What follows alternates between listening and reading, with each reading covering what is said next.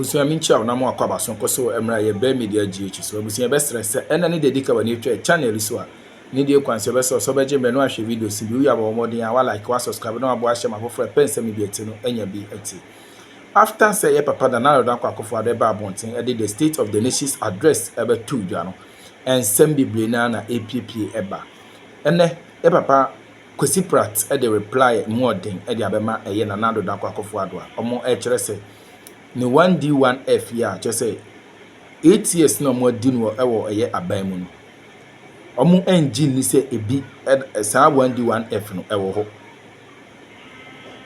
ena wo ba no agenda 111 no so abusu a no so mo aye hu dede no abusu a me pesa me kasa be wa no yenko tie ensem a Kwesi Pratt e de atudwa e fa na nado me agenda 111 ene ni 1D1F na se wi na se wagenchira bo de na ya che ya adwene ma refi se ha be media GH so say ena de dika won etwe channel so a be so subscribe like no abo ahya for pense ne bi eti na nya bi eti yenti ye papa the response of the amanda nado any Afenyo Markins MSCA yes comment there are more says please what's the MPP saying about one district one factory?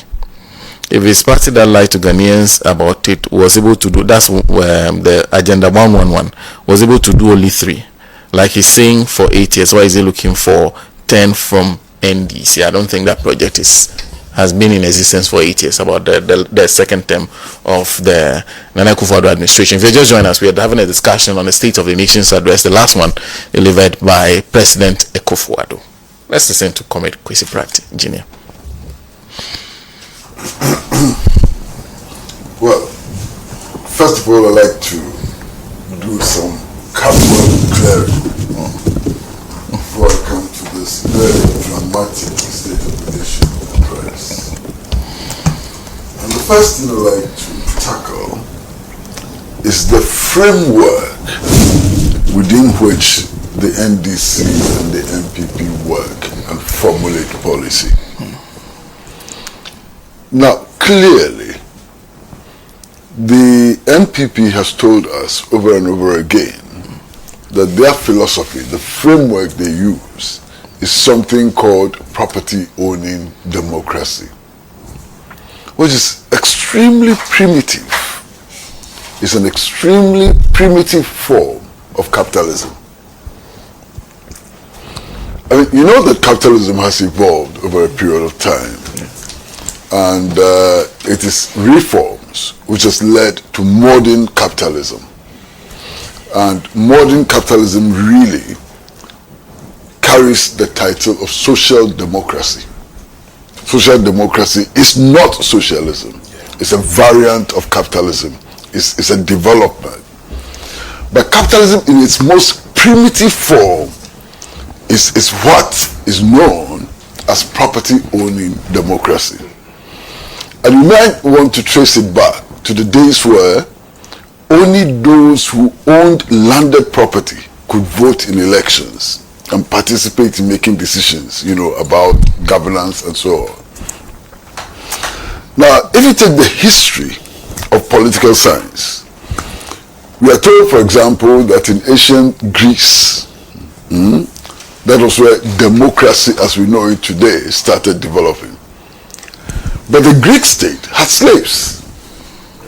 Slaves who had no rights whatsoever. And therefore the Greek state, in terms of today's definition, cannot qualify to be a democracy. Because society was stratified, you know, along class lines, and not all the classes had rights, and so on. So essentially, the National Democratic Congress has never claimed to be a socialist party. What it has claimed to be is that it's a social democratic party which is somehow or can somehow be seen as an advanced form of capitalism. So both the NDC and the MPP are capitalist parties, excepting that one is very primitive and one has pretensions of modernity. You understand? So I think it's important to clear that. Now, having cleared that, there is something else that I think is important to clear. And it's this whole concept of development and how we achieve development. In this Fourth Republic, all the governments we have had exclude the mass of our people from the development process. So development is defined simply as borrowing money, usually huge amounts of money, by big men and women who constitute government, ministers and so on, get together and they borrow huge amounts of money. And then they bring in foreign contractors and consultants to do what they call development. So development is defined as overhead bridges, some roads, some hospitals, and so on. The people of Ghana are not involved in this process of development. They are not involved at all, at any level, in this process of development. Now, I'm hoping that one day we would have a concept of development which clearly implies the mobilization of our people to solve their own problem using their own resources.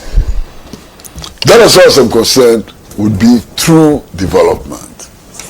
So in terms of strategy, the two strategies look alike. The two strategies actually do not involve the mass mobilization of our people to resolve their own concrete problems of access to education, of improved health care, of better dietary conditions, and so on. And I hope that at some point this will change. Now, it's important to note that the State of the Nation address, as we saw yesterday, was so very full of drama. In fact, the dramatics dominated this address. And the first drama really has to do with the ADC of the president collapsing behind him. And it raises a number of important questions. First of all, it's important to find out what has happened to him. If he fell ill, has he recovered? And it's important to encourage his family and friends and so on, to take very good care of him. He collapsed in the performance of his duty as an employee of the state. And I think that we should show a lot of sympathy for this gentleman who collapsed behind the president. Now, one of the questions which arises immediately is, his collapse, was it due to a known health condition? And if it was due to a known health condition, how come that he continued to function as an aide to the president and was deployed to stand behind the president, for this address? Your standing behind the president is not just a show. It has so many implications. The role assigned to him also involved the protection of the president in case of an emergency. And if he had a known health condition, he could not have played that role, and his choice must be problematic, you understand? Now, if it was not a known health condition, is it that the health condition existed, but because of lack of examination, it didn't come up? And if that is the case, then there's another serious problem that we need to look at, and it's a security, problem. Now, this guy was on camera, and he didn't collapse all of a sudden. The collapse started. I saw it. It took minutes before he hit the ground. Started shaking, started drifting to the left and to the right and so on, before he eventually sank to the ground. Now, for those of us who were watching the address on camera or on television, we saw it happening. Now, my question is, Didn't anybody else see this happening? Because if the president is speaking in such a forum, attention ought to be on him. Everything around him ought to be noticed and so on. How come that this guy was allowed to go through those processes and eventually collapse to the ground? Somebody must have failed in his duty. You know, and I think it's an important issue, you understand. The other thing that hit me, you know, was the president's own reaction. It was so very surprising.